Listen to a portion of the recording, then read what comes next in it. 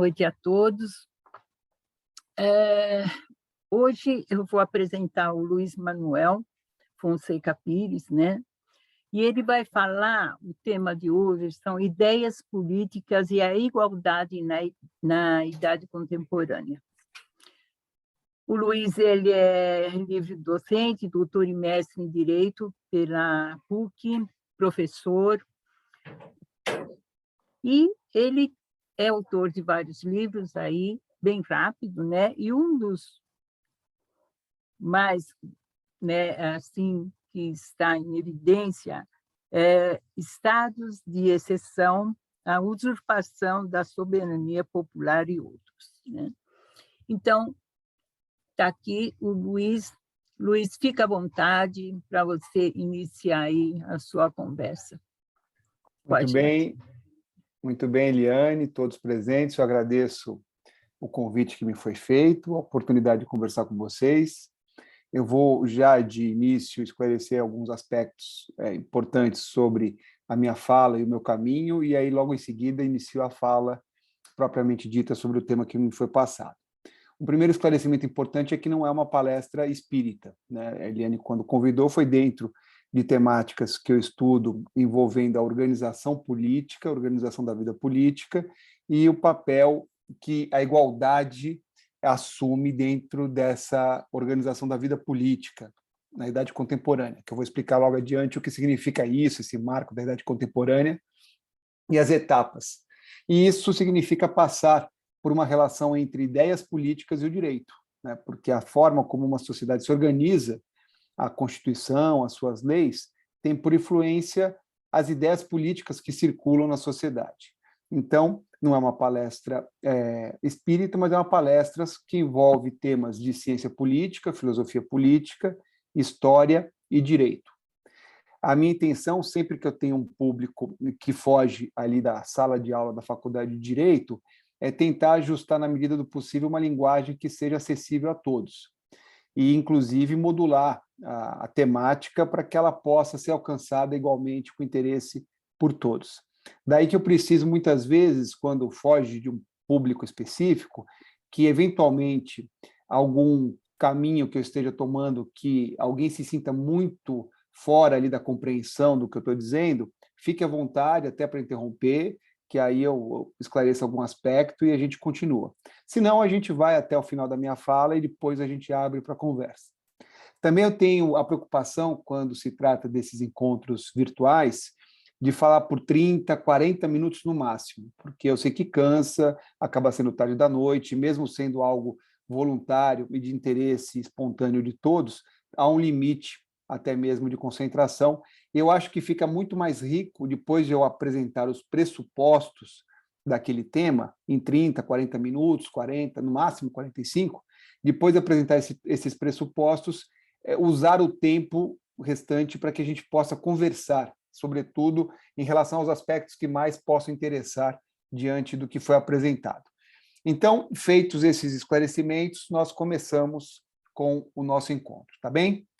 Bom, quando a gente fala em idade contemporânea, é uma referência que tem uma marcação específica pela história. Se alguém aqui é historiador, sabe que é a história que faz essa demarcação temporal, que é uma demarcação temporal que é referencial para todas as outras áreas do conhecimento, ciência política, filosofia política, direito. Então, quando a gente fala em idade contemporânea, nós estamos falando do início de 1789, a Revolução Francesa, esse marco teórico, a Revolução Francesa de 1789 até o nosso tempo. Isso é interessante, porque significa pegar, depois, para as associações que vocês possam fazer com a produção do pensamento de Kardec, significa pegar ali os primeiros anos desse momento em que ele nasce, ele cresce e estuda e produz as obras espíritas, né? Principalmente a partir da metade do século XIX. Então, essa é a referência, 1789 em diante. É muito comum, quando a gente pensa em mudança das formas de organização política, nós fazermos referência, ainda mais em grupos de estudos de filosofia, aos pensadores, né? Então, eu imagino que vocês aqui já devam ter estudado os chamados iluministas em algum momento, né? Montesquieu, Rousseau, John Locke, tantos pensadores que vão, Hobbes, tantos pensadores que vão se agrupar aí em torno daquilo que se chama os iluministas. Mas eu queria fazer a abordagem desse encontro por uma outra perspectiva, não pelos pensadores, mas pelos movimentos concretos, movimentos sociais reais que produziram essas transformações. Então, é sempre quando nós temos uma mudança significativa da organização da vida política, nós temos pensadores que contribuem muito com suas propostas, mas temos efetivamente mudanças estruturais que são o resultado dessas movimentações, desses grandes movimentos políticos. E aí nós temos 3 grandes marcos que vão gerar esse início da Idade Contemporânea. São as revoluções inglesas do século XVII, principalmente a chamada Revolução Puritana e a Revolução Gloriosa em 1688. Então, as revoluções inglesas. Depois, a independência das colônias inglesas na América do Norte, que é a fundação dos Estados Unidos, 1776. E, por fim, a Revolução Francesa, 1789. Vejam que são 3 grandes movimentos, mas o último movimento, por sua influência, pelo conjunto de ideias que giravam em torno, porque os pensadores influenciaram até a independência das colônias inglesas na América, os pensadores e o movimento da Revolução Francesa são considerados o marco da Idade Contemporânea. Bom, mas o que significa, efetivamente, a Idade Contemporânea?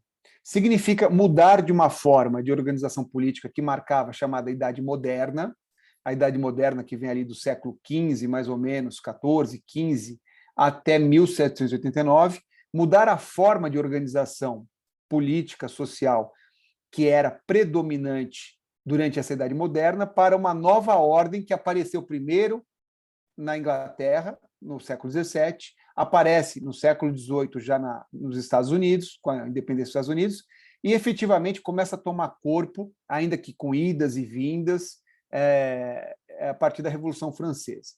E o que significa exatamente essa mudança da organização da vida política? Significa uma mudança num aspecto importante que diz respeito ao tema que me foi proposto, que é a igualdade, a forma de você ver a igualdade, né? Porque na Idade Moderna, a sociedade se organizava por aquilo que os historiadores chamam de uma sociedade estamental, quer dizer, dividida em estamentos, em grupos muito bem marcados, né? 3 grandes grupos que eram clero, nobreza e o povo, né? Os servos, de um modo geral. Então, o clero, que eram os oratori, os que falam, a nobreza, os belatori, os que lutam, e os servos, que eram os laboratori, os que trabalham, né? Dentro dos servos havia tanto a ideia do camponês, quanto daqueles que se organizavam em pequenos núcleos próximos às organizações feudais, que eram os burgueses, que começavam a exercer a atividade comercial, a produção. Então, todos eles se agrupavam, de um modo geral, nesse grupo. E a sociedade estamental, em relação à igualdade, que é o tema apresentado, é uma sociedade extremamente fragmentada nesses 3 grupos e com pouca mobilidade. Então, lógico que o clero ele era alimentado, em parte, o alto clero, por membros da nobreza e pelo baixo clero por membros dos servos, as pessoas que vêm do povo. Mas o fato é que era um grupo muito específico, com seus poderes e privilégios muito bem definidos. A nobreza, igualmente. A nobreza, sobretudo, com a descendência do poder e dos direitos e das prerrogativas, os privilégios, então a nobreza estava muito bem demarcada ali quanto ao seu núcleo de poder. E o grupo geral, o povo, desde camponeses até os burgueses, num outro grupo. Então, as mobilidades eram muito restritas. Havia alguma coisa, mas muito restrita.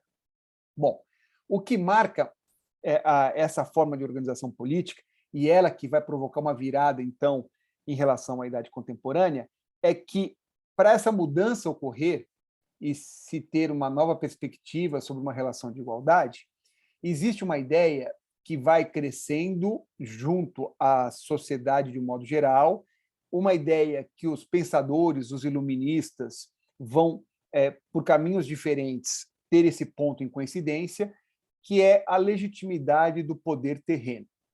Qual que é a origem desse poder que se exerce na Terra, né?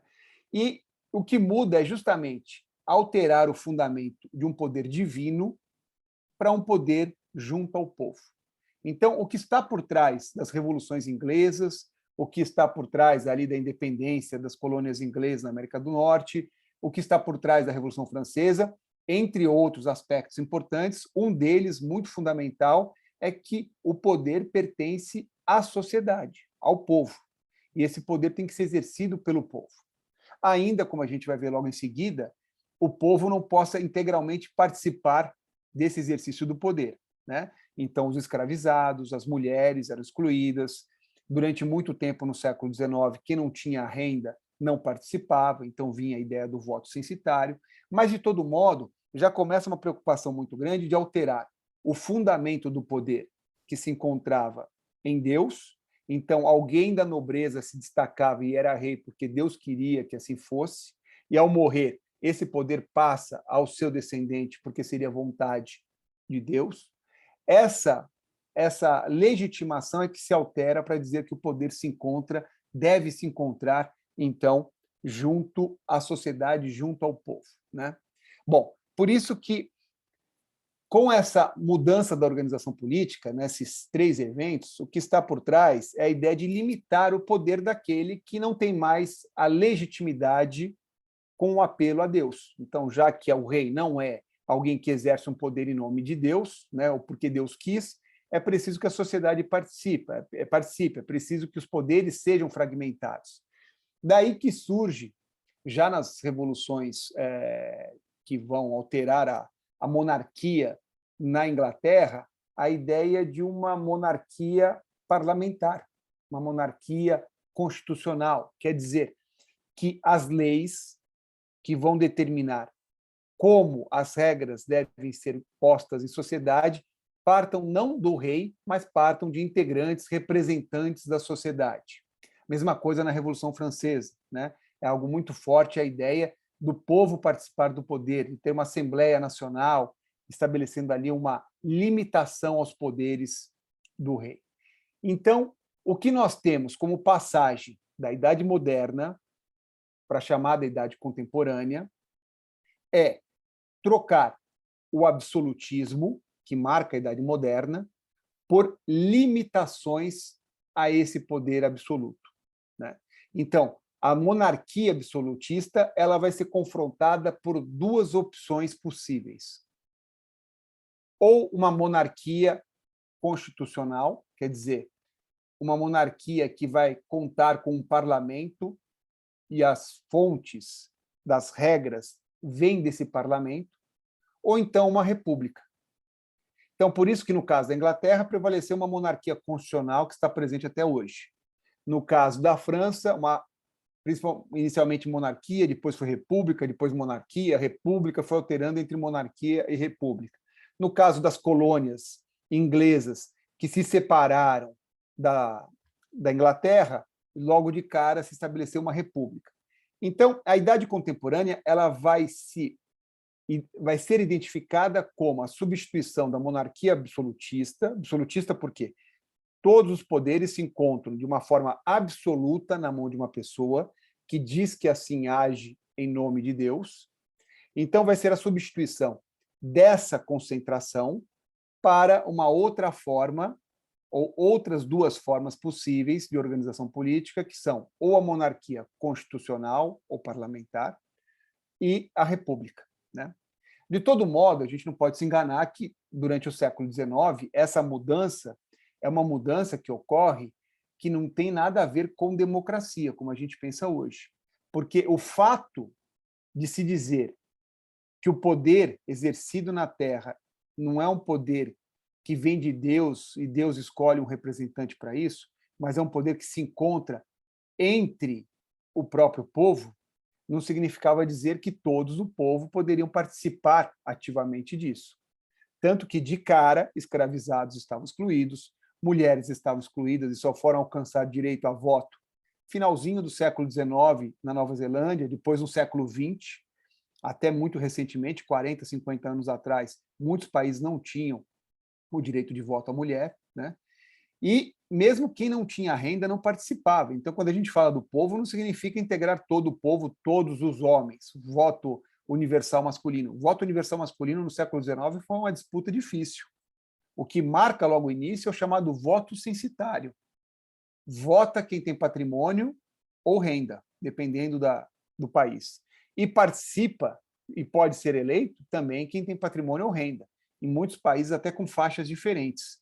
Então, uma determinada faixa de renda já permitia votar, mas não significava que pudesse ser eleito, ser candidato. Para ser candidato, era preciso ter mais ainda, né? Então, isso é o que vai mudar. Isso vai mudar na forma de se ver a igualdade. Já é uma primeira mudança. Então, a idade contemporânea, com esse deslocamento do fundamento do poder de Deus para o povo, já leva a uma alteração também na forma de compreender a igualdade. Nós não temos três classes, clero, nobreza, povo. Nós temos uma sociedade que vai supostamente ser igual, porque ela só se organiza e só se distribui pela renda. A sociedade que vai ter a renda como padrão de organização e de distinção, né? Não é mais a sociedade estamental, é uma sociedade, então, que vai alterar para ser uma sociedade censitária, por renda. E ela vai se organizar por classes, né? A classe de quem tem os recursos, classe de quem trabalha, classe de quem não tem os recursos, mas supostamente uma sociedade igual. Igual por quê? A gente está falando aqui um pouco de filosofia política, de história, um pouco de ciência política, vem o direito agora. Igual porque, a partir desse momento, pensa-se, então, que essa organização política, que vai se chamar de Estado, né, que já era um nome que vinha lá do século XVI, mas vai cada vez ganhando mais espaço, essa organização política chamada Estado, é um Estado sob a lei. Se é um Estado sob a lei, e a lei decorre da participação de integrantes da sociedade que exercem esse poder em nome da própria sociedade, do povo, então existe uma igualdade. Só que é uma igualdade formal. É uma igualdade apenas formal, porque é uma igualdade perante a lei, sem considerar as distinções que existem em razão de gênero, de raça, de tradição dentro daquela sociedade, de quem tem recursos e quem não tem recursos. É uma sociedade meramente formal perante na ideia da igualdade, né? É nesse sentido, então, que nós vamos ter a construção da ideia do liberalismo. Então, a gente já começa a tratar de um outro tema aqui do título, que são as ideias políticas, que vão circular a partir do século XIX. Inicialmente, quando se fala em liberalismo, o liberalismo ele se apresenta como uma oposição àquela monarquia absoluta. Então, falar em liberalismo no começo do século XIX significava, aproveitando ali as ideias dos pensadores iluministas, significava falar que existem direitos naturais que devem ser respeitados por todo o Estado, por exemplo, a vida. Então, a vida é um direito natural. Lógico que essa relação de direitos naturais é uma relação que foi mudando muito de país para país. E muitos países colocando como direitos naturais o que a gente pode discutir se é mesmo algo natural ou se é cultural. Por exemplo, a propriedade. A propriedade, por alguns, e isso daí prevaleceu muito nos Estados Unidos e também na França, foi afirmada como um direito natural, né? 2. Governo civil tem poderes limitados. Isso daí é a essência do liberalismo, porque significa dizer que não é alguém que concentra poderes em nome de Deus. Apelando a Deus, pode exercer o poder como bem quer. O governo tem que ter poderes limitados. Terceiro, essa soberania, esse poder, ele é provisório. Ele é provisório porque justamente não tem fundamento em Deus. Então vejam como aquele ponto que eu destaquei agora há pouco é tão importante, né? E aí, reforçando tudo isso, a ideia de que a origem do poder encontra-se com o povo. Essa é a fonte do poder. Então, o liberalismo político, no início, ele se apresentou como uma forma de organizar a sociedade limitando a monarquia absoluta. né, absolutista, todo o poder absoluto que se encontrava ali nas mãos do rei. Surge, ao mesmo tempo, o chamado liberalismo econômico. Mas é nessa esteira desse contexto histórico. Se antes o rei concentrava tudo, determinava pequenos nichos comerciais de acordo com os interesses da nobreza, acabava por restringir qualquer possibilidade de satisfação de necessidades por parte do povo, compondo ali, inclusive, a burguesia, que estava ali em processo de ascensão. Então, é lógico que o liberalismo econômico ele também surge em oposição à monarquia absolutista, né? Então, a ideia de que existe uma ordem natural para satisfazer as necessidades, elas não podem ser limitadas, essas ações que partem de uma ordem natural, a ideia de que, seja por bondade ou seja por egoísmo, a atividade econômica produz um bem coletivo. Essa raiz do liberalismo econômico ela tem que ser entendida como algo que surge se opondo à monarquia absoluta. Tá? Então, surge o liberalismo econômico como um grande grupo, surge o liberalismo o político, o econômico, surge o liberalismo religioso, destacando muito a importância da tolerância religiosa, de que a preponderância da convicção religiosa de uma determinada sociedade não pode ser razão suficiente para proibir, inibir, perseguir aqueles que têm outras religiões e outras convicções, né? Então, são múltiplos os liberalismos que surgem nesse período e são movimentos que, ora, têm o foco na organização da vida política, ora na organização da vida econômica, ora em relação à própria religião. Vejam nesse ponto, queria fazer, estamos aqui mais ou menos na metade da exposição, como os temas ideias políticas, igualdade, com reflexos na religião, estão presentes, né? A própria monarquia absolutista, o fundamento principal era Deus, né? E o liberalismo, uma das suas vertentes, é o liberalismo religioso, tentando colocar esses limites. Não à toa que esses movimentos do século XIX, inicialmente início do século XIX, durante todo o século XIX, eles têm como um grande opositor a Igreja Católica. A Igreja Católica se posiciona várias vezes contra os pensamentos liberais. Mas a gente tem que também lembrar que no século XIX é o século que a arte, de um modo geral, a literatura, principalmente, retrata uma miséria sem precedentes nas sociedades europeias, né?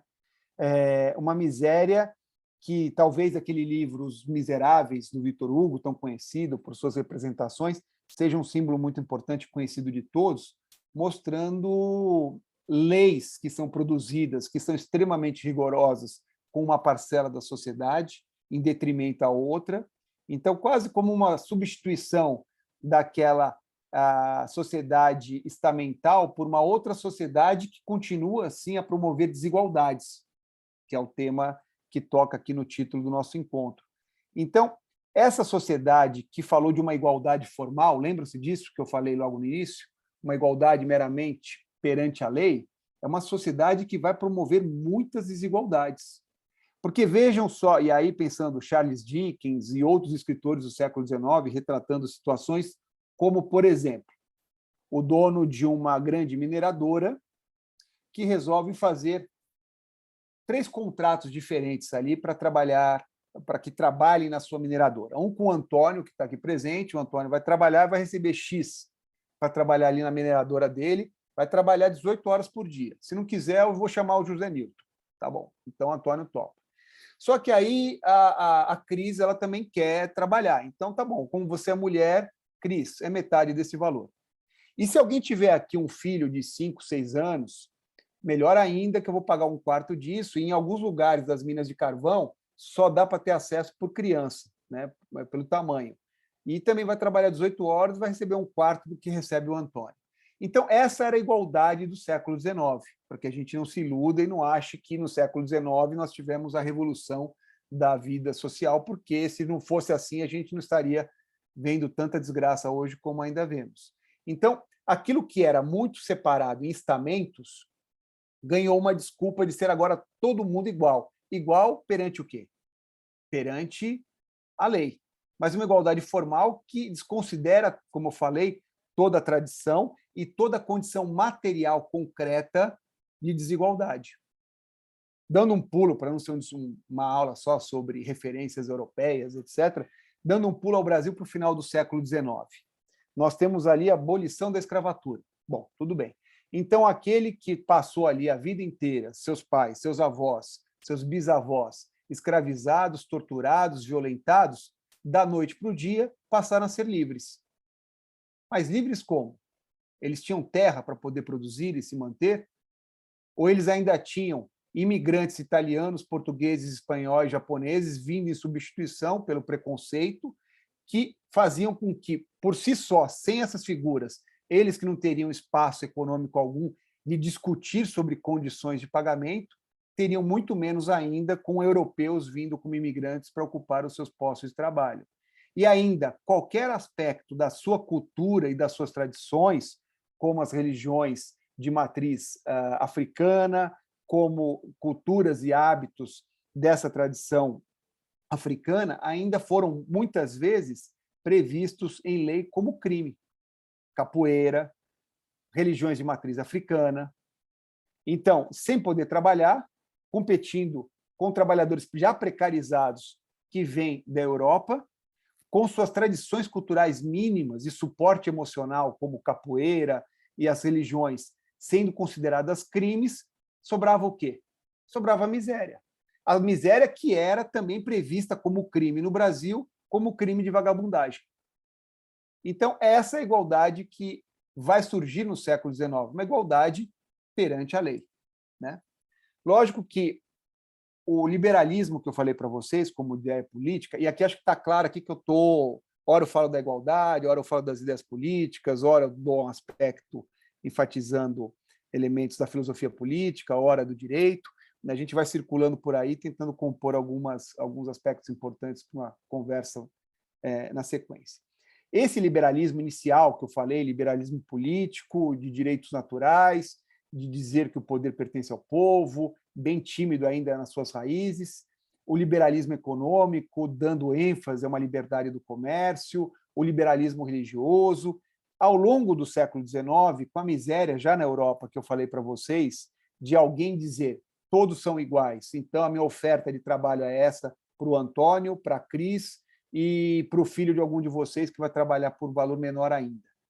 Essa igualdade formal que produzia as desigualdades, aí voltando à lembrança dos Miseráveis e de vários autores do século XIX que retratam essa miséria do século XIX, tantos filmes mostram aquela miséria de bairros de trabalhadores, onde proliferam muitas doenças, porque não tem esgoto, não tem nada, situação precária de vida, leva à formação e ao surgimento de novas ideias políticas, ainda no século XIX, que são novas reconfigurações do liberalismo.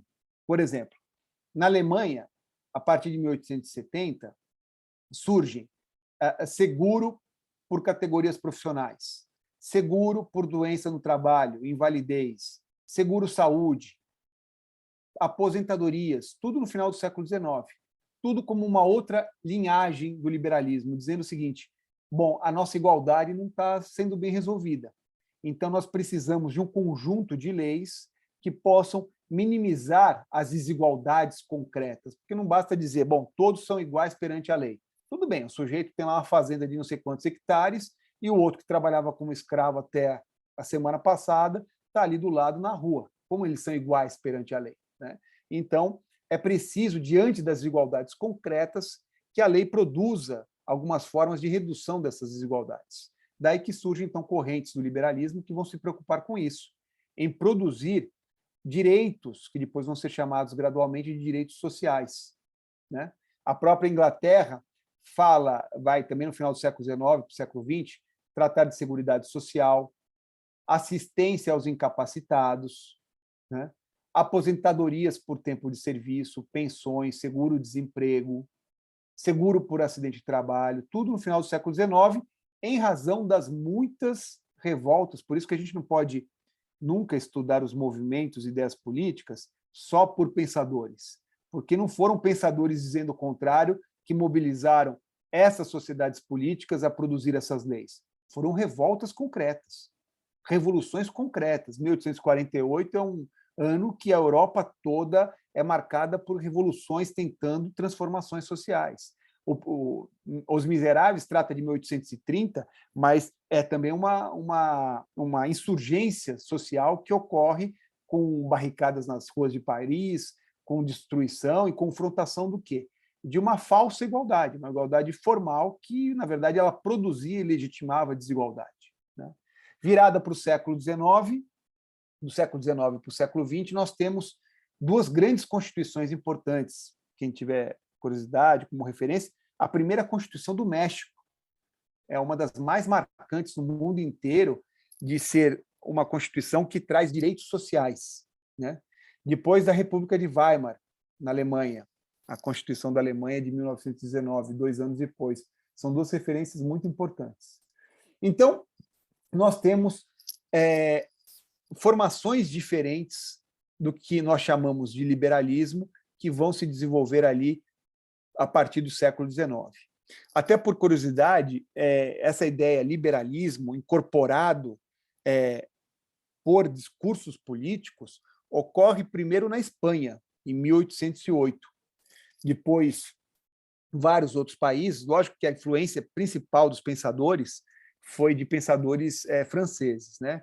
Mas foi justamente com a invasão de Napoleão na Espanha e que os opositores, né, que viram ali o seu país tomado, se reuniram ali em Cádiz, na Espanha, e ali vai surgir o primeiro partido que assume esse nome, um partido liberal, né?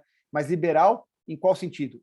Em se opor a uma concentração absoluta de poder, que era o que fazia Napoleão, dizendo que a legitimidade do povo, principalmente do povo espanhol, deveria ser respeitada, né? Então, é nesse sentido que surge na Espanha o Partido Liberal, depois na Suécia, logo no ano seguinte, e por aí vai. Essas ideias que vão ser identificadas como ideias liberais, como liberalismo, elas vão se constituindo em partidos que são os partidos políticos. E os liberalismos e os partidos vão se alterando muito durante o século XIX, né? Desde a ideia de nenhuma intervenção, como eu falei para vocês, no século XIX, comecinho, até no final do século XIX, dizendo, não, nós temos que ter aposentadoria, seguro por acidente de trabalho, temos que ter proteção aos incapacitados, nasce alguém com uma deficiência física, mental, e os pais morrem. Como assim? Igualdade perante a lei, né? Alguém que não tem nem condição de discernir sobre a própria vida, né? Então, é preciso que numa sociedade haja uma rede de amparo nesse sentido, né? Então, são muitos os liberalismos que vão surgir e vão se desenvolver, e é curioso, né, quando se fala, por exemplo, nos Estados Unidos, que são considerados aí a referência do liberalismo para o mundo, é algo que vai acontecer só no século XXI, né?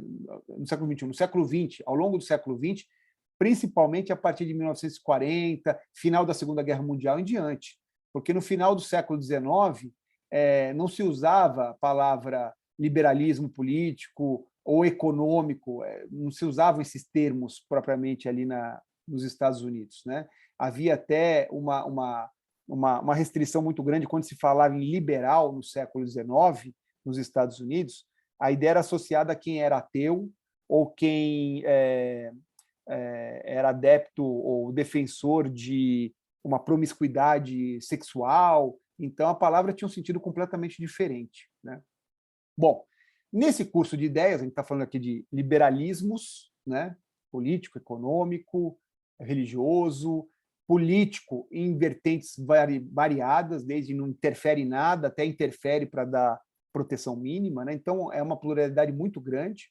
Surgem também palavras e outras ideias políticas como socialista. A palavra socialista não surge com Karl Marx, né? A palavra socialista surge em 1830 na França, e antes, assim, ela é disseminada a partir de 1830 na França, mas em 1815 ela surgiu na Inglaterra. O pensador a quem se atribui o uso da expressão é Robert Owen, na Inglaterra, né?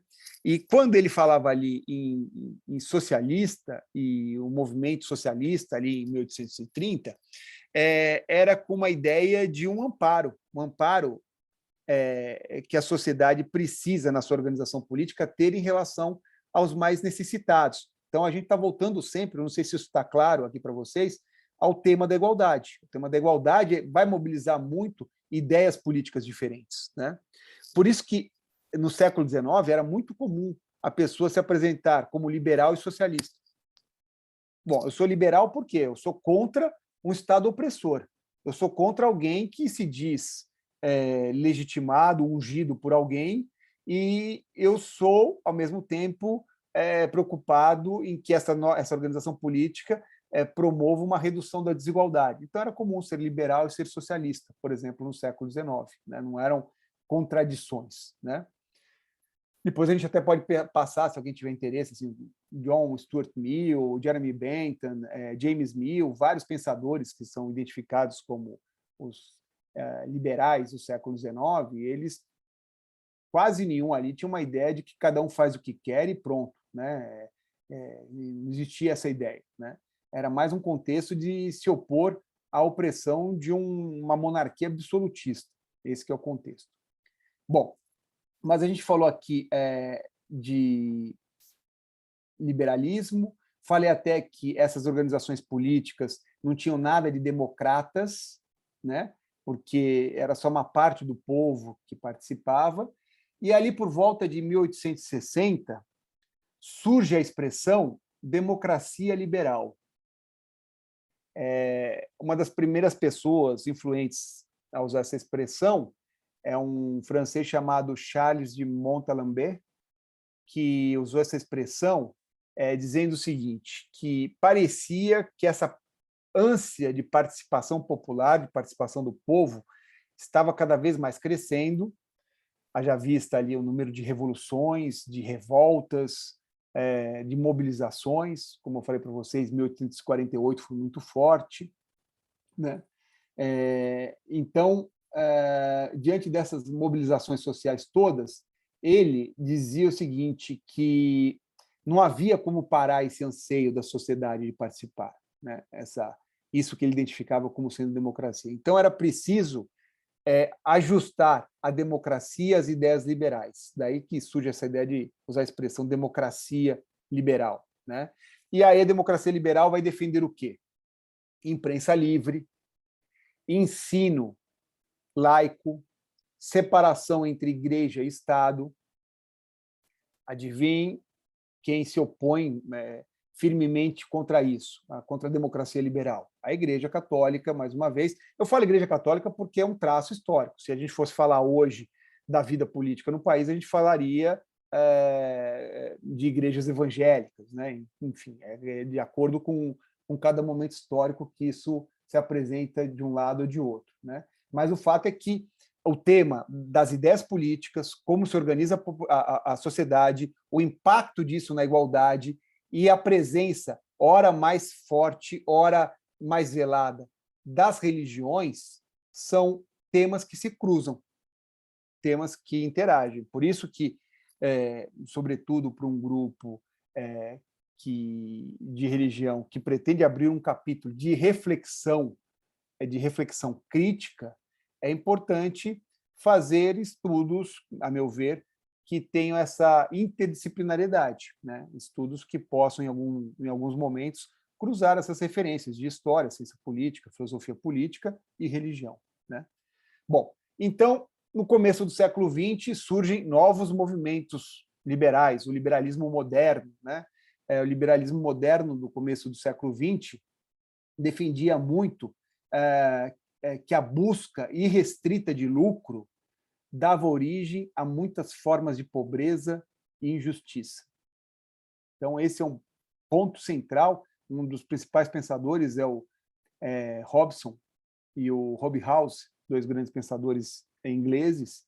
E vejam só como, pensando hoje na miséria que graça às sociedades contemporâneas, na África, no Brasil, nos Estados Unidos também, com índices de desigualdades sem precedentes históricos para o país, e, ao mesmo tempo, empresários ultra bem-sucedidos fazendo voos de bilhões de dólares de 5, 10 minutos pelo espaço, né, o quanto que dá para a gente pensar em ideias que circulavam há cento e tantos anos, começo do século XX, como ideias que alertam para caminhos perigosos que a sociedade poderia, e a meu ver até se encaminhou, infelizmente, né? Que uma busca irrestrita e desenfreada de lucros pode ser a origem de grandes formas de pobreza e de injustiça social. E aqui nós estamos falando do quê? De igualdade, né? Ou de uma desigualdade, né? Uma desigualdade muito forte que ela marca realmente essa forma. Bom, falando de ideias políticas, falei aqui de muitos liberalismos, né? E existe o socialismo como ideia, que eu falei no começo do século XIX, mas o socialismo que vai tomar uma forma específica, aí sim por influência de Karl Marx, Engels e outros pensadores que vão seguir essa tradição, de mudar, de ter uma alteração, uma mudança da propriedade privada, né? Uma mudança da forma de organização econômica da sociedade. O modo de produção não é mais um modo de produção centrado nessa perspectiva dessas ideias que se reúnem em torno do socialismo. Não é mais centrado em propriedade privada, mas sim uma coletivização dos meios de produção, né? E o mercado é substituído, então, por comitês de trabalhadores, né? O mercado é visto como um socialismo de mercado. Lógico que eu estou só fazendo anotações, né? A gente tem que entender sempre que nesse século XIX é diante da miséria que surgem essas ideias, surgem movimentos, né? É preciso entender que existe uma diferença entre socialismo e estatismo. Quando a gente fala de estatismo, nós estamos falando que o Estado assume, então, os meios de produção, né? E o bom exemplo é a União Soviética, né? A União Soviética, ela toma as ideias do socialismo, do marxismo, e altera e se constitui como tal, e graças ao século XX, como uma nova forma de organização política, mas é que é diferente das ideias centrais, originais do próprio socialismo, né? Bom, como eu falei para vocês, o uso mesmo da palavra estava lá em 1830, e também o socialismo vai sofrer várias alterações. Tem o socialismo que pensa, que é quase uma ideia de liberal socialismo, mantida, então, a produção capitalista, mantida a liberdade em termos de restrição de poderes daqueles que são os detentores desse exercício do poder, mas admitir intervenções sociais. Então, o liberal socialismo é uma forma de socialismo que se apresenta, uma forma também de liberalismo. É diferente do socialismo científico, aquele do Karl Marx, uma outra forma, então, de ideia política, né? E é diferente do comunismo, enfim, dependendo aí dos interesses, a gente toca num ponto ou em outro. Mas nós temos, então, várias ideias políticas que vão se cruzando, democracia liberal, como eu falei para vocês, inicialmente o liberalismo era contra a própria democracia, depois é que existe uma combinação de ideias que eram antagônicas, democracia e liberalismo, depois que surge isso. A partir do século XX, principalmente com aquelas constituições que eu falei do México e da Alemanha, da República de Weimar, vai surgir muito a ideia da organização do Estado como um Estado social e democrático. Social por quê? Porque ele vai pegar aquela vertente do liberalismo que admite as intervenções, vai pegar aquela vertente primeira do socialismo, não do socialismo científico, que fala de uma necessidade de um amparo e proteção social, sempre com vistas à igualdade, como nós vamos tratar a igualdade. E, pasmem, o país, muitos aqui devem saber, mas outros não, então pasmem para quem não sabe, o país que no século XX é o país promotor primeiro dessa forma de organização política que a gente chama de social-democracia, são os Estados Unidos, principalmente pós quebra da Bolsa de 29, e o Roosevelt, quando reorganiza toda a estrutura político, social e econômica dos Estados Unidos, ele reestrutura com várias formas de intervenção e de amparo e proteção de uma rede social junto à sociedade, junto à comunidade estadunidense. E essa forma é que vai se materializar depois como forma de apoio dos Estados Unidos aos países europeus pós-Segunda Guerra Mundial. Então, a social-democracia, que vai se expandir fortemente pós-Segunda Guerra Mundial, é uma proposta que vem dos Estados Unidos, que veio dando certo desde a década de 30 e que vai ser a base para o chamado Plano Marshall, depois da Segunda Guerra Mundial. Acaba a Segunda Guerra Mundial, nós temos países que têm 70%, 80% de suas cidades destruídas. Aquilo que a gente está vendo hoje em muitas cidades ali na Ucrânia é o que aconteceu na Segunda Guerra Mundial. Muitos países com estrutura de esgoto, água, escolas, hospitais destruídos. E esses países, então, precisam de apoio. E o único país que participou da guerra, enriqueceu enormemente e não sofreu uma briga sequer no seu território físico, foram os Estados Unidos. Os Estados Unidos brigaram no Pacífico com o Japão e brigaram na Europa, mas não brigaram no seu território. Então, os Estados Unidos têm recursos e têm uma estrutura bem estabelecida. E o apoio, que é o Plano Marshall, que é o plano de construção, é um apoio que reorienta a construção desses países sob esse modelo de social-democracia. Né?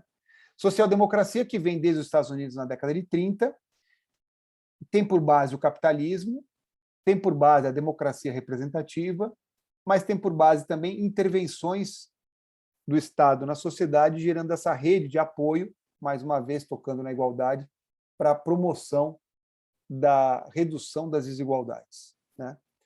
Bom, a Europa se influencia, então, por essa organização e se encaminham para aquilo que os historiadores, cientistas políticos chamam hoje de 30 anos de ouro ou os anos dourados, que é o período que vai da década de 40 até a década de 70 na Europa, que é um período de crescimento econômico muito forte. Né? É um período de crescimento muito forte, apoiado aí no Plano Marshall e nessa forma de se organizarem as sociedades pela social-democracia.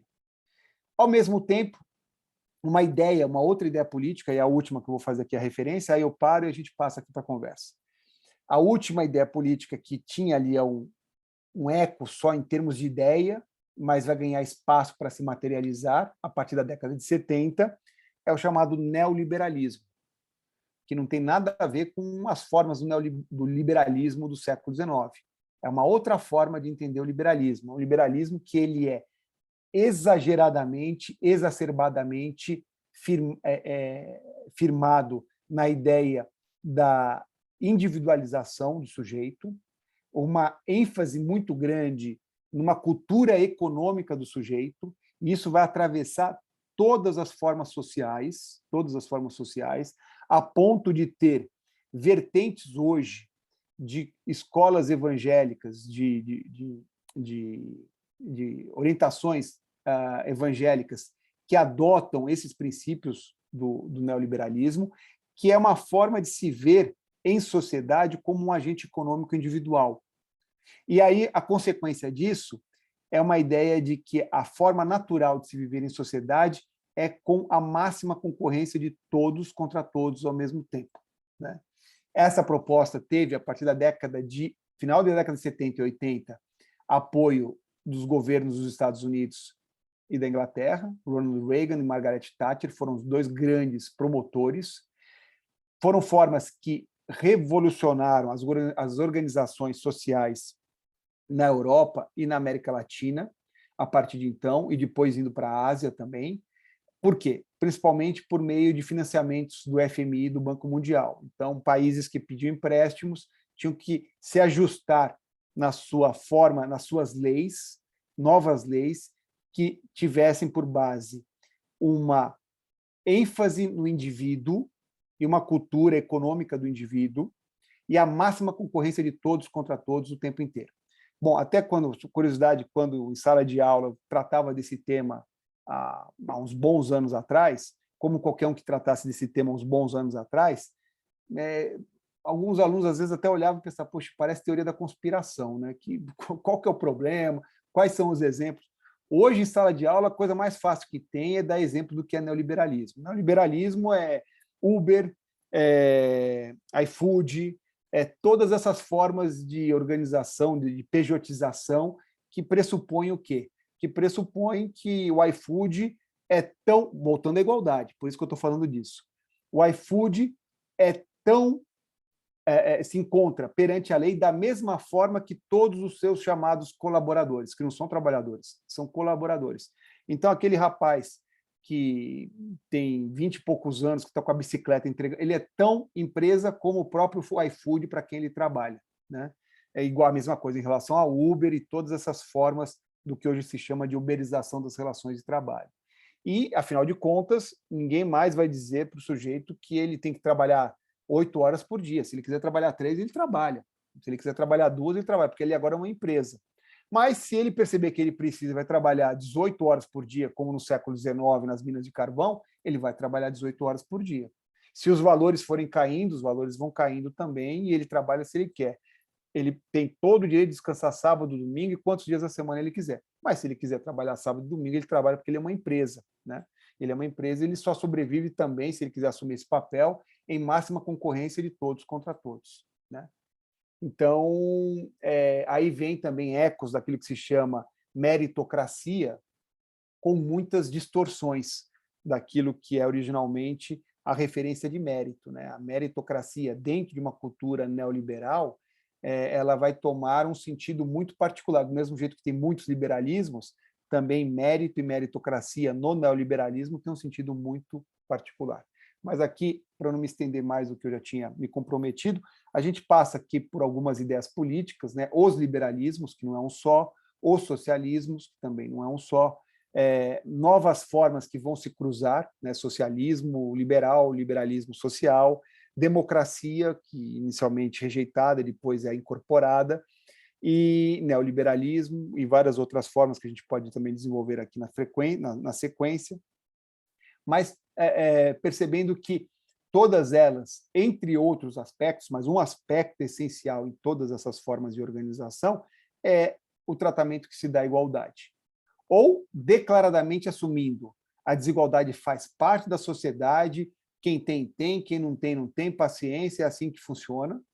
Ou então, querendo diminuir essas desigualdades, né? E aí que vale, para terminar efetivamente, vale a relação com um grupo como esse, pensar que todo esse processo, se ele não é mais tão declarada e abertamente centrado no discurso de legitimação daquilo que se faz por ser a vontade de Deus, como acontecia na Idade Média, na Idade Moderna também, com a vontade do rei, essa conexão e essa presença, a relação das religiões e dos discursos religiosos com a vida política é uma constante que não foi abandonada e não foi dispensada durante a Idade Contemporânea.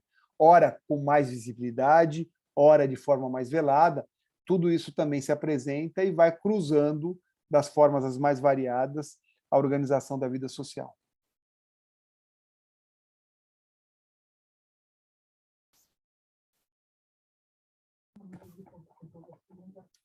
Muito bom.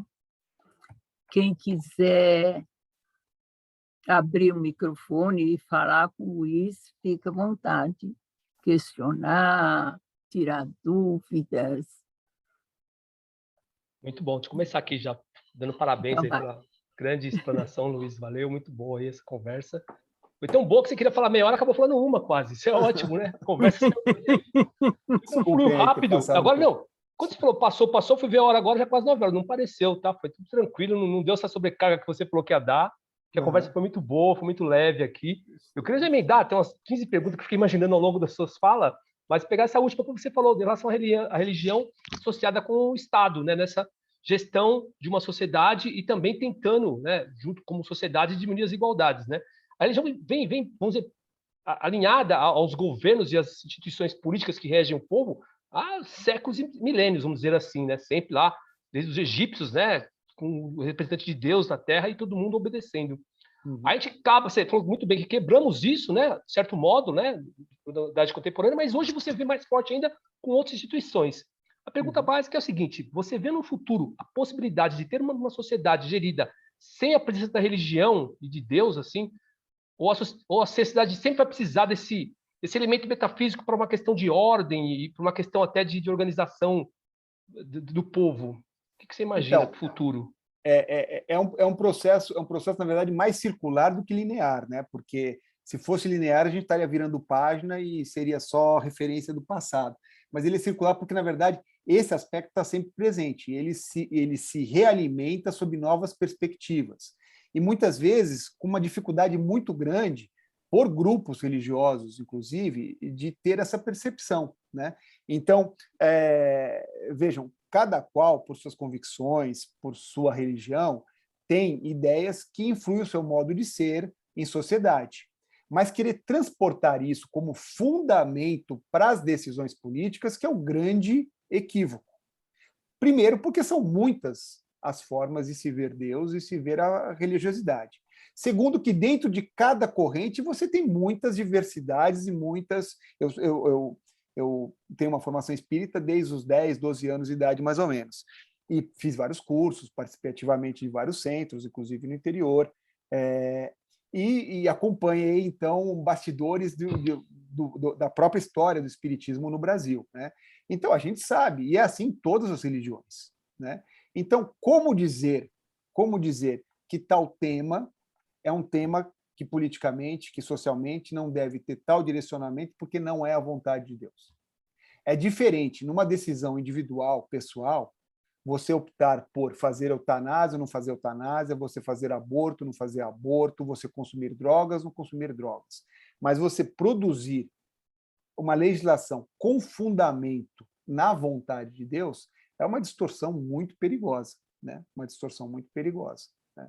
Até porque são aspectos que se constituem socialmente que fogem ao controle ou ao próprio horizonte de qualquer grupo que pudesse ter as melhores intenções sobre isso. Vamos pegar, por exemplo, o tema das drogas, né? Então, alguém ali que tente buscar um fundamento religioso para a proibição do uso das drogas. Não percebe que isso não que, na verdade, o consumo de drogas é uma questão de saúde pública, não é uma questão de Estado e de força policial, né? Porque pode ser um elemento reprodutor de muita desigualdade e de muita perseguição. Há estudos hoje em sociologia, de grupos de sociologia, que eles mostram que determinada quantidade de entorpecente, num determinado contexto de apreensão, tem dois fins diferentes, dependendo de quem foi encontrado com a droga naquele contexto, se é branco ou se é negro. Presumindo de um lado que era um usuário, presumindo de outro que era um traficante. Então, é algo que foge ao controle. Então, a pessoa pode, ali, por suas convicções, tomar tal e qual decisão, mas, por outra, querer tomar à frente como referência desses fundamentos para atuação é algo muito complicado, né? E o que você está falando é importante. Basta ver a situação da menina, para pegar já temas polêmicos, me pergunta se é bom porque a gente vai tateando os temas mais polêmicos, né?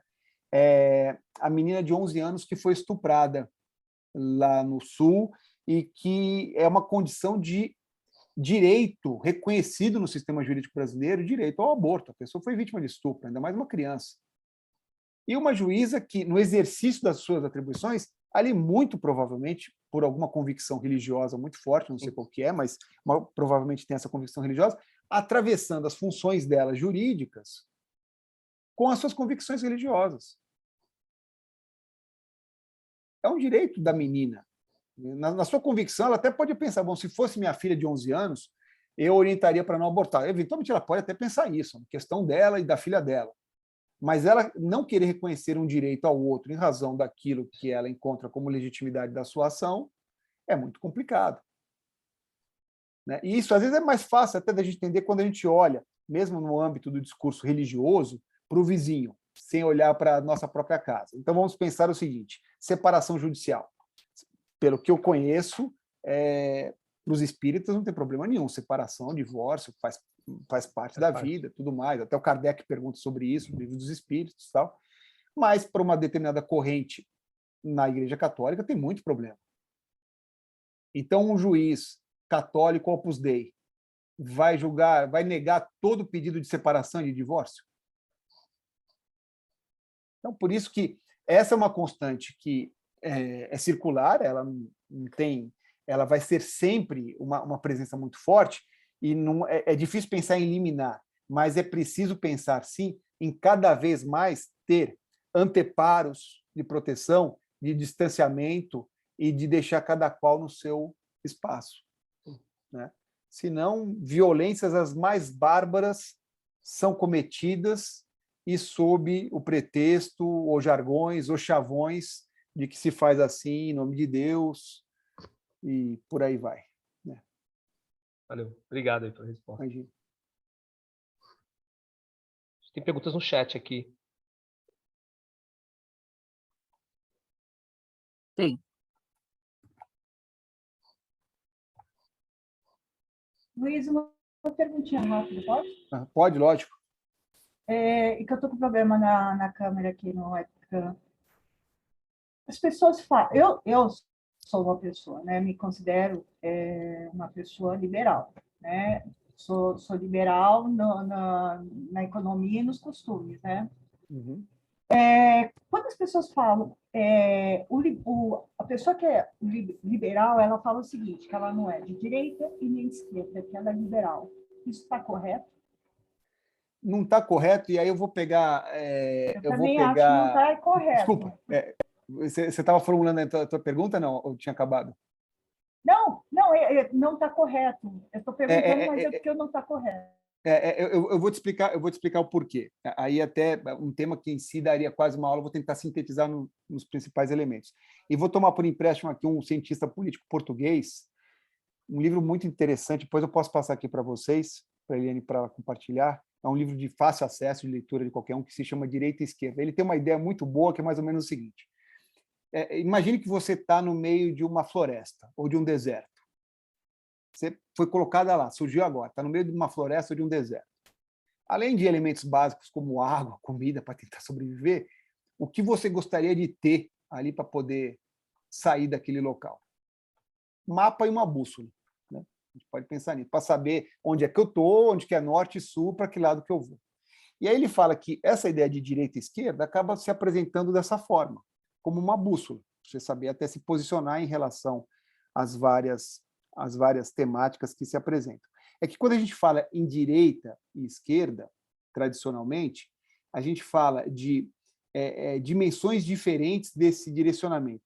A gente pode falar de direita e esquerda em relação à pauta econômica e de direita e esquerda em relação a temas sociais, pautas sociais. Por isso que muitas vezes alguém se apresenta com uma perspectiva à direita em temas econômicos, mas tem, em relação aos usos, costumes, as referências culturais, uma perspectiva à esquerda, né? Ou vice-versa, né? Então, por isso que muitas vezes a gente se embaralha. Mas, de um modo geral, a gente tem na pauta econômica e na pauta social, de temas sociais, essas duas perspectivas. E como elas se orientam, mais ou menos, para a gente tentar entender. E é por isso que a tua pergunta é muito importante. É pelo elemento da igualdade. O elemento da igualdade é o que dá o norte aqui, pensando numa baliza, direita e esquerda. Não sei se a imagem para vocês está dando a mesma que eu estou falando de esquerda, está invertido, porque às vezes tem um espelhamento, né? Mas pensando, partindo de um centro, indo para a direita ou para a esquerda, o tema da igualdade é o que direciona tanto os temas econômicos quanto os temas sociais. Então, quando se fala em temas econômicos entre direita e esquerda, se costuma pensar o seguinte: como que a sociedade se organiza politicamente quanto à igualdade no âmbito econômico. O que eu quero dizer com isso? Bom, a igualdade é algo que tem que ser buscado e as desigualdades econômicas, então, precisam ser trabalhadas com uma redistribuição de recursos, com educação pública, saúde pública, outras assistências. Então, a gente está falando de orientações à esquerda. Para quem pensa que não deve haver redistribuição, que a desigualdade é natural, diz respeito à natureza humana, e que essas desigualdades sociais não devem sofrer alterações, a pessoa está se posicionando mais à direita. E aí eu estou falando aqui sem fazer crítica a ninguém, cada qual tem a sua orientação em relação a essa perspectiva econômica. Lógico que a gente pode pensar também, até como aí sim uma provocação, que isso depende muito de cada época e de cada sociedade, né? Então, pensar, por exemplo, na Finlândia, na Suécia, na Suíça, dizer, bom, cada qual tem que se virar com aquilo que trabalha e que produz, eu tenho uma posição à direita, talvez tenha um sentido. Não dá para transpor isso para o Brasil ou para a África do Sul, a meu ver, com a mesma facilidade, porque são sociedades marcadamente desiguais, profundamente desiguais, em razão de vários aspectos históricos, né? Mas essas são Principalmente dimensões... porque casa o Opus Dei com o proletariado, né? Sim, sim, sim.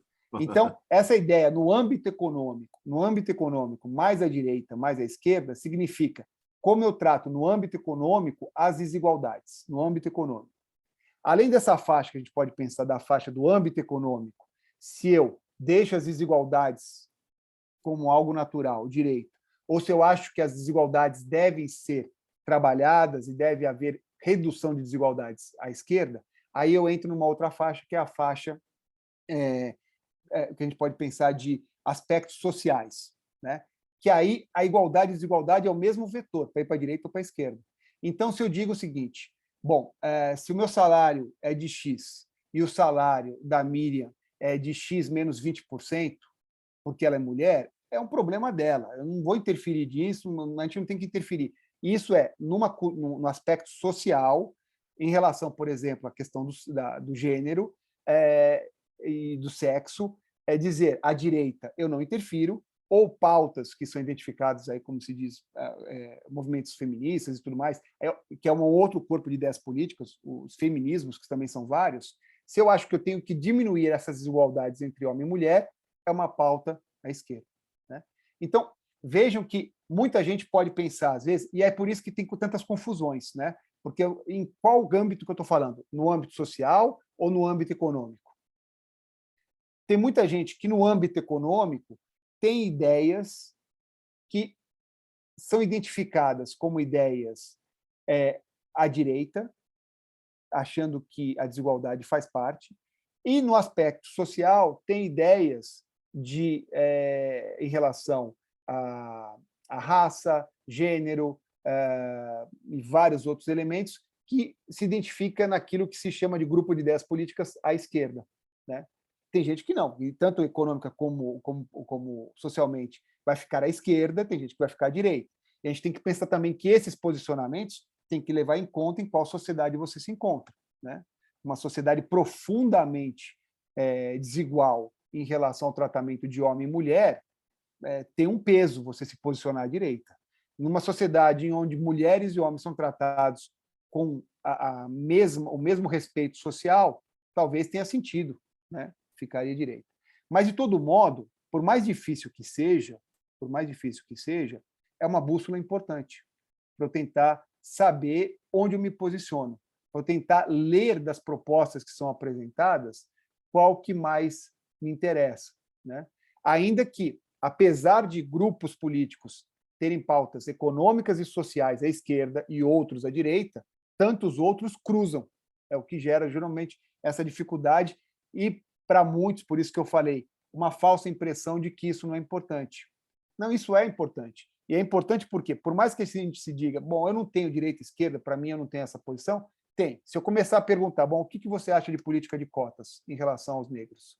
Você tem uma posição. Se você tem uma posição sobre isso, você necessariamente está à direita ou à esquerda. Tema social. A desigualdade de tratamento em razão da cor da pele é natural, faz parte, ninguém tem nada a ver com isso, você está se posicionando à direita. Se você fala, isso é uma desigualdade que precisa ser reduzida e, por isso, ainda que por algum período de tempo, algumas décadas, alguns anos, é preciso que existam cotas, você está à esquerda, né? Então, por mais que a gente queira negar se é direita ou esquerda, um lado você está tomando, tanto na faixa econômica quanto na faixa social. Norte, sul, leste, oeste, para algum lado. Quando você está no deserto ou na floresta, você começa a andar, você está indo para um lado. Você pode até não querer saber que lado é, mas para algum lado você está andando. Não sei se ficou claro, acho que é a Alessandra, né? Mas o conceito de direita e Sim, esquerda no ficou mundo claro, atual sim. é completamente Obrigada. diferente do conceito de esquerda quando ele foi implantado, será de comunismo ou de fascismo, você entende? Porque o proletariado hoje, se você pegar países da África ou da América Latina, ele até existe, mas os países desenvolvidos, como a Finlândia, a Suécia, etc., com a mecanização e a modernização, quem é o proletariado é a máquina, entendeu? Então, as dificuldades que esse pessoal sofre num país desenvolvido é completamente diferente num país subdesenvolvido. Então, essa história de usar a igreja para você, entre aspas, entorpecer uma sociedade, num país desenvolvido isso não funciona mais, entendeu? Então, eu vejo que o mundo tem dono, entendeu? É a minha posição, tá? E esse dono não aparece, para ele tanto faz ser direita, ser esquerda, entendeu? Desde que reze a cartilha dele. Se não reza a cartilha dele, ele deixa de ser comunista, ou socialista, ou capitalista, entendeu? Eu acho que a queda da igreja, que a igreja era usada como um entorpecente para você dominar a população, que era muito pequena, você entendeu? Até os meados do século XIX, entendeu? E a burguesia, que era basicamente judaica, entendeu? Em volta dos castelos, ela se associa a um liberalismo e contra a proibição de religião para que a religião judaica seja aceita numa sociedade como um todo. E quando não interessa a religião afros ou dissidente disso, eles são contra. Então, tudo isso é uma questão de poder. Quem é que eu vou... E aí você fica casando, como eu falei anteriormente, o Opus Dei com pseudo-proletariado, entendeu? Que é o caso do nosso Lula com Alckmin, entendeu? Que aí fala assim, pô, não casa isso, entendeu? Um tem uma posição, o outro tem uma outra posição completamente contrária. Isso é só pelo poder. E o poder está acima deles, entendeu? Eles são marionetes como outros são também, entendeu? Então, fica difícil falar direita. Direita é muito feio, né? Porque o cara é misógino, porque o cara é a favor das cotas, é contra as cotas. Eu não vejo assim. Eu acho que o mundo é 360 graus, que as ideias são 360 graus. Bom. Mais alguém?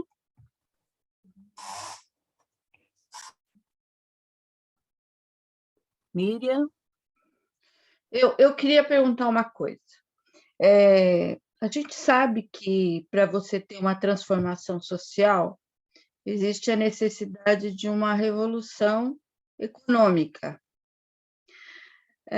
Os pensadores atuais veem esse tipo de revolução social ou também estão inertes em relação, vendo o que vai acontecer?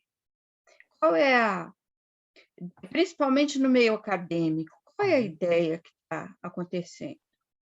A ideia que tem, assim, sendo bem fiel a duas grandes perspectivas diferentes, mas quase que havendo um consenso curioso a respeito delas, é que a forma como o modo de produção capitalista se alinhou a um grupo de ideias políticas, econômicas, chamadas de neoliberalismo, levou a um exacerbamento das relações sociais e econômicas de tal forma com a produção da desigualdade que crises sociais sem precedentes passaram a marcar até mesmo países que não tinham antes um histórico desses déficits, né? Então, Estados Unidos, Espanha, Grécia, pós-2008. Então, aquelas referências mínimas que eu falei, de você constituir e olhar para cada sujeito em sociedade como um ser individual, né? Ou como dizia Margaret Thatcher, não existe sociedade, o que existem são indivíduos, né? Essa forma individualista e atomista exacerbada, promovida pelo neoliberalismo, levou a dois momentos de crise dessa ideia política chamada neoliberalismo, que lógico, com algumas divergências, mas de um modo geral, reconhecidas essas crises como crises desse movimento neoliberal, que é a crise de 2008, que o Brasil não foi tão impactado como muitos países na Europa foram, Grécia, Espanha, que eu falei, entre outros, né? Estados Unidos também, e a pandemia do Covid-19. Né? É um outro momento também apontado ali como um momento de crise das organizações neoliberais. Por quê? No caso da pandemia do Covid-19. Um pouco antes, até para ilustrar essa referência quanto ao neoliberalismo, um pouco antes da chegada da pandemia, cerca de 6 meses antes, mais ou menos, o Boris Johnson, primeiro-ministro inglês, já anunciava ali na sua aproximação do poder que uma das metas seria acabar com o serviço público de saúde da Inglaterra, dando continuidade àquilo que já de Margaret Thatcher vinha ali com formas variadas, como uma forma de você acabar com redes sociais de proteção e nesse aspecto econômico e de serviços do Estado, né? E a pandemia mostrou que não adianta eu ter condição de ter um plano de saúde, a Tereza ter condição, a Thelma ter condição, se numa pandemia, quem não tem condição, além da morte de alguém que está próximo, que seria o suficiente como condição humana para a gente se sensibilizar, a pandemia não some também, né? Então, até para alguém extremamente egoísta, preocupado com seu umbigo, se você não trata a pandemia em conjunto numa sociedade, ela não some, né? Então, todos continuam em risco. Então, a crise econômica, eminentemente econômica de 2008 e a crise na pandemia levou a pôr em xeque também essas ideias políticas do neoliberalismo. Aí que surgem dois grandes grupos, né? Eu falei, sendo bem fiel ali às divergências.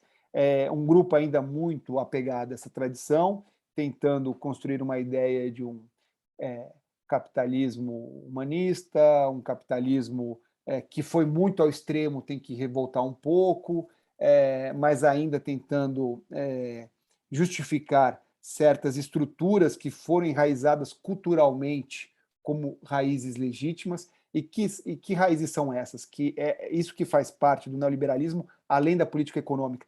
Ela se tornou uma política, ela se tornou uma forma cultural de se ver em sociedade, né, com uma transformação da meritocracia como o suprassumo da forma de você se posicionar na sociedade.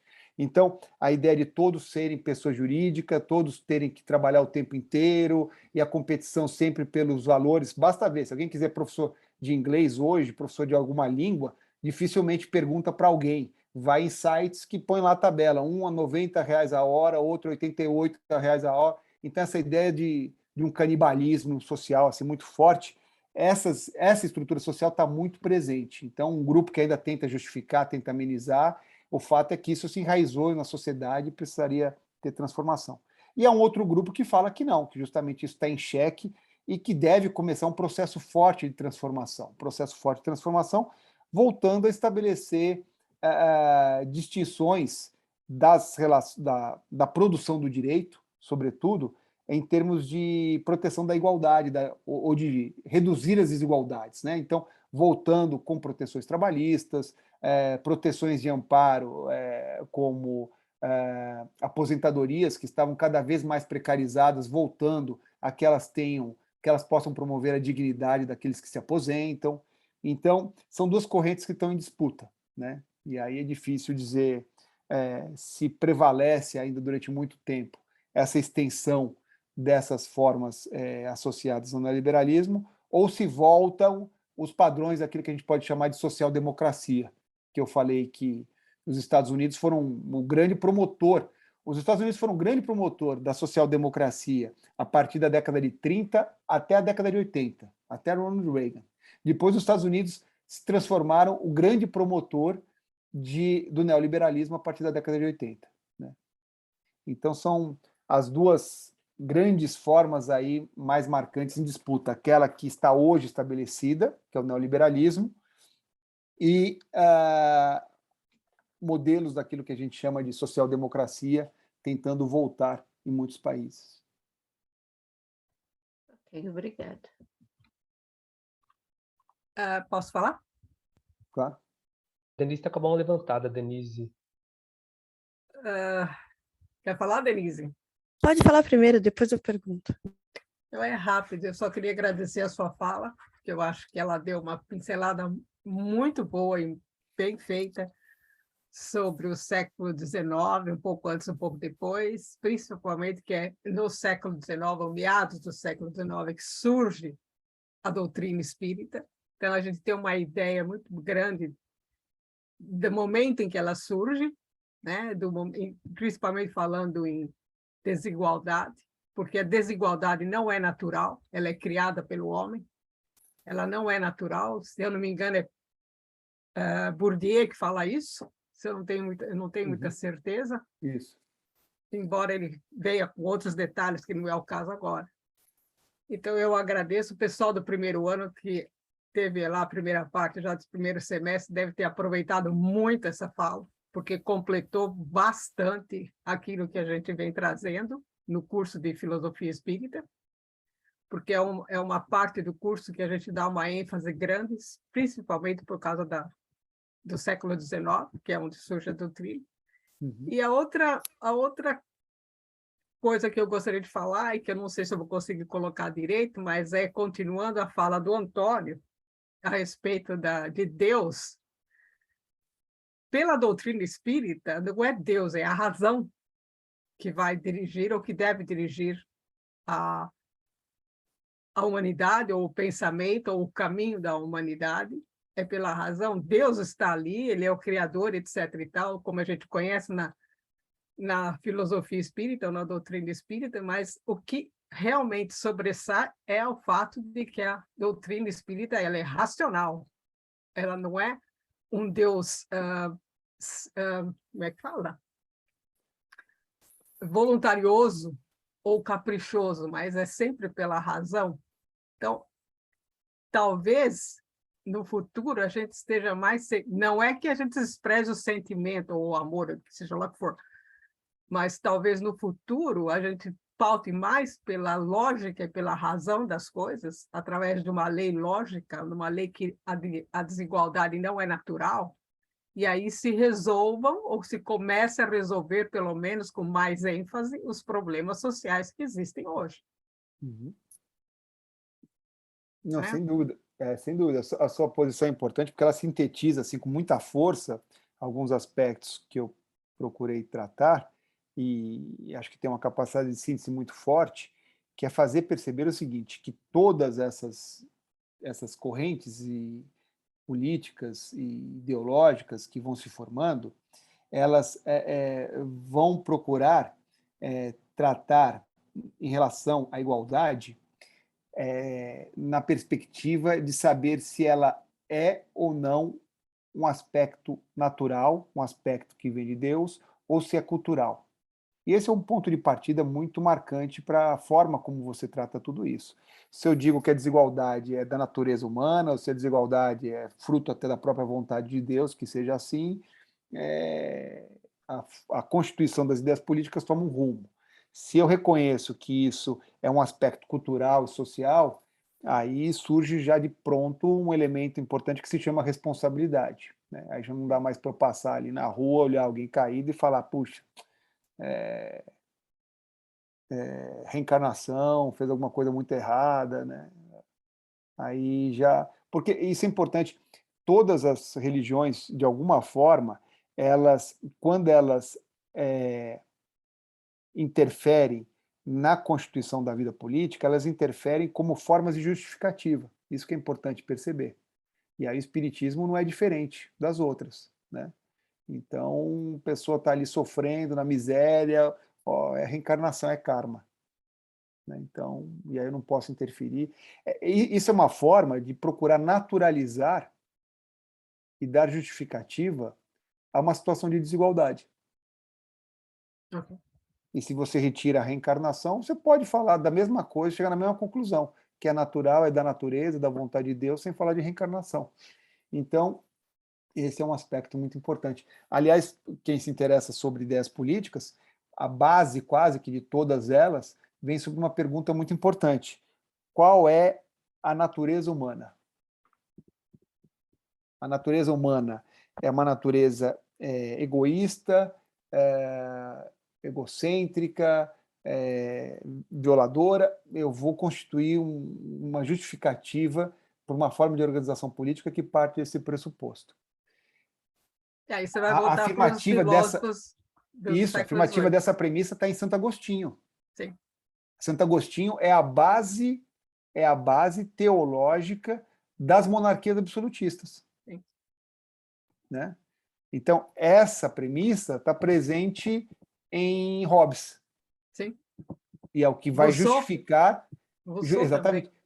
Rousseau já no sentido oposto, né? Contrário. Que é o bom É, selvagem. contrário. Exatamente. É. Mas são premissas, e vejam, Rousseau pensa o quê? Pensa na vontade social, na vontade coletiva como fundamento na organização da vida política. Hobbes vai falar, não, eu tenho que ter alguém que é o Leviatã, que é um Estado forte, que é a base, inclusive, depois, na Idade Contemporânea, são os ecos que surgem, que aqui eu fiquei aqui na aula, respeitando até conversas anteriores com a Eliane, entre parâmetros aqui da esquerda e direita, mas a gente não falou dos extremos. Né? Se a gente chegar nos extremos, e extremos não é só falar de Alemanha nazista ou de falar de Mussolini, são os extremos que tem hoje. E tem hoje na Hungria, na Polônia, na Venezuela, El Salvador, Equador, Brasil. Então é preciso saber disso, é preciso entender isso. E quanto mais extremo você vai, talvez mais de religião você precisa, porque fica difícil entender. Certo, obrigada. Denise? Oi, desculpa. Não, na verdade, eu só queria perguntar sobre o tema que ele estava abordando, que se essas novas transformações climáticas, agora que pós-guerra da Ucrânia, alguns países voltaram a usar as minas de carvão como forma de aquecimento e tudo mais, se o aquecimento global também poderia ser uma parte da nova revolução, né? Então, o tema do meio ambiente mostra, mais uma vez, como estava falando, acho que era aqui para Fazano, como, querendo ou não, a gente, ao se posicionar sobre algum tema, a gente se orienta à direita ou à esquerda, nessa perspectiva de que direita e esquerda são orientações que se direcionam pela questão da forma como você vê as desigualdades. Né? Então, nas pautas ambientais, se as desigualdades produzidas em relação à interação do homem e o meio ambiente são aspectos naturais e aspectos que devem ser admitidos como fazendo parte da vida em sociedade, e é preciso não ter essa interferência, né? É preciso não se preocupar com isso, com as questões ambientais, é aquilo que, nessa faixa social que eu falei para vocês, se identifica como uma posição à direita nos temas sociais, especialmente na questão do meio ambiente. Se o meio ambiente é um tema que preocupa e diz para a pessoa que faz essa leitura que é preciso haver uma preocupação com as desigualdades que são produzidas na relação do homem com o meio ambiente, desigualdades que eu digo pelos impactos que promovem de forma violenta no mundo inteiro e em graus diferentes, e se isso precisa ser tratado, significa, nesse aspecto, ter uma preocupação à esquerda. E vejo que isso daí, é por isso que aí vai gerando aquela confusão e aquele estigma do direita e esquerda, né? Porque a pessoa pode ter, por exemplo, na Suíça, onde o sujeito é o dono de uma empresa e o seu funcionário mais humilde tem uma diferença de 8, 7 vezes salário, ele pode falar, olha, na questão econômica eu me posiciono à direita. Eu acho que não tem uma questão de diferença que justifique mais ou menos uma preocupação, porque é uma desigualdade suportável, faz parte. Aí na questão do meio ambiente, se ela acha que isso não diz respeito só à sua vida na Suíça, mas que é um impacto que tem que ser preocupante em relação àqueles que vivem em outros países que sofrem mais imediatamente o tema, ele vai nesse tema se posicionar como um posicionamento à esquerda. Né? É até bom esse exemplo, porque mostra como tem muitas vezes esses cruzamentos, né, de posicionamentos. Carlos? Boa noite, tudo bem com vocês? Luiz, eu fico muito feliz de, primeiro, perceber uma intervenção tão qualificada quanto a sua e tão indispensável no debate de uma época tão ingrata, tão avessa, né, ao pensamento no sentido maiúsculo.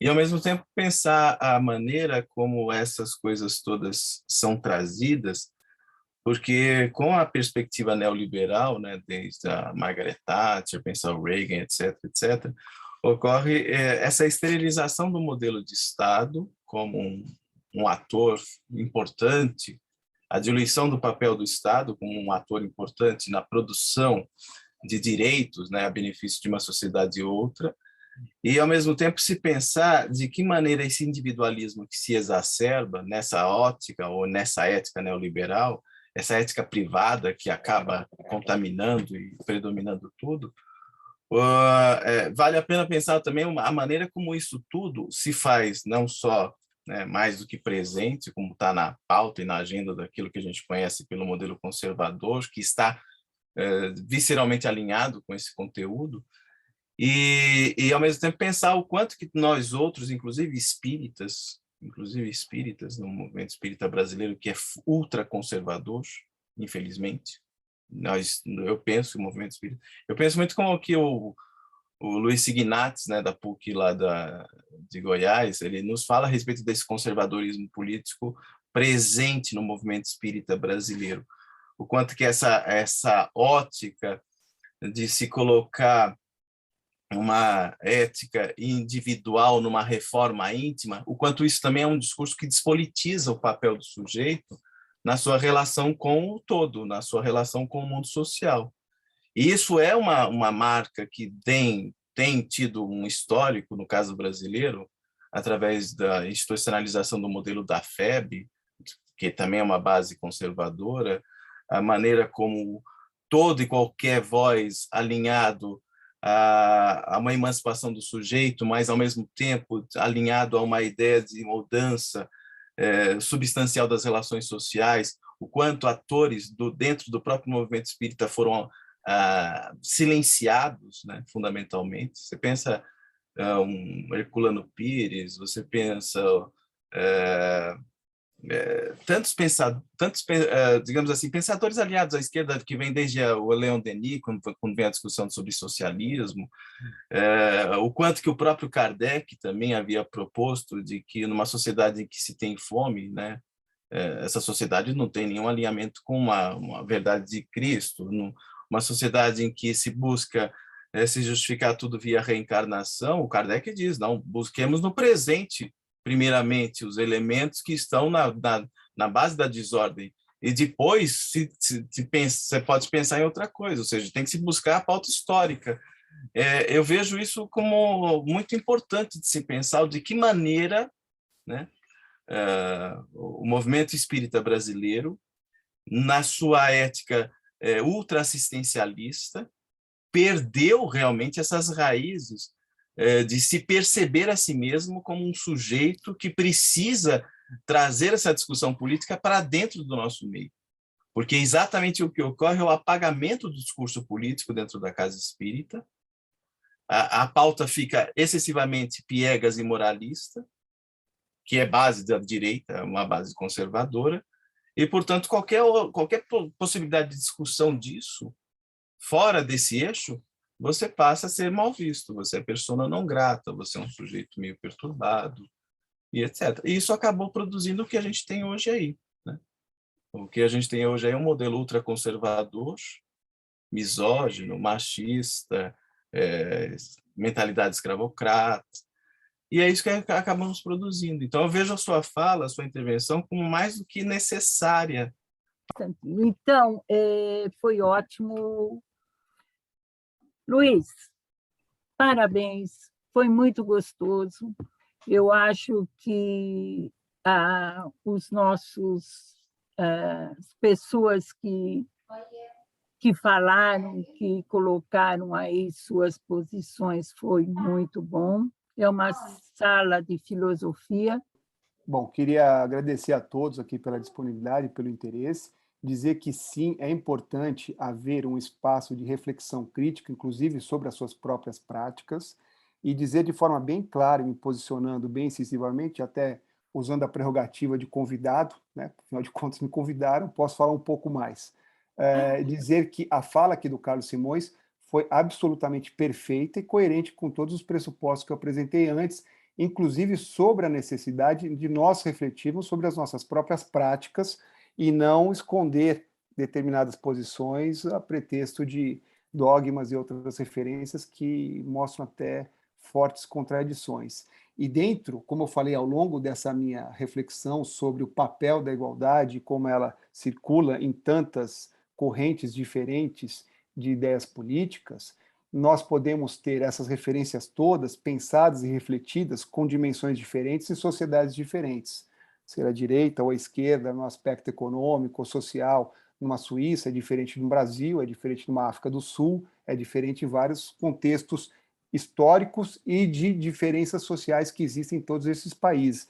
Mas mais ainda, e acho que é esse que o passo que o Carlos deu, e talvez tenha provocado um pouco decentemente e corretamente, é pensar que nós estamos falando aqui num horizonte de padrões de civilidade. Acho que é essa aqui que queria ser a minha última fala, para terminar com vocês. O que é um padrão de civilidade?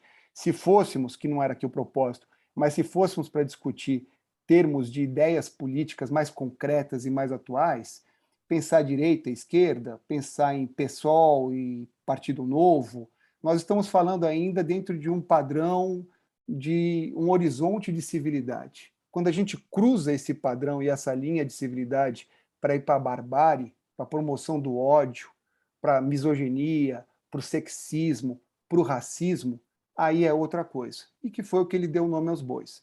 Pensando em termos de referência política concreta, sem justificar minha posição com convicção religiosa nenhuma, uma posição política e intelectual a respeito dos termos, aquilo que nós vivenciamos hoje com Bolsonaro não é direita, esquerda nos termos de padrões de civilidade.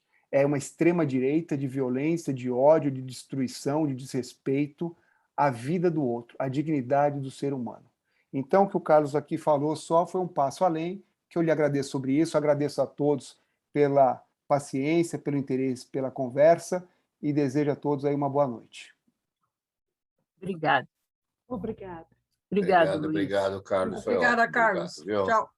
Gratidão, Obrigado, Luiz. Luiz. Muito obrigado pelo Foi tempo. ótimo também. Gratidão. Obrigada.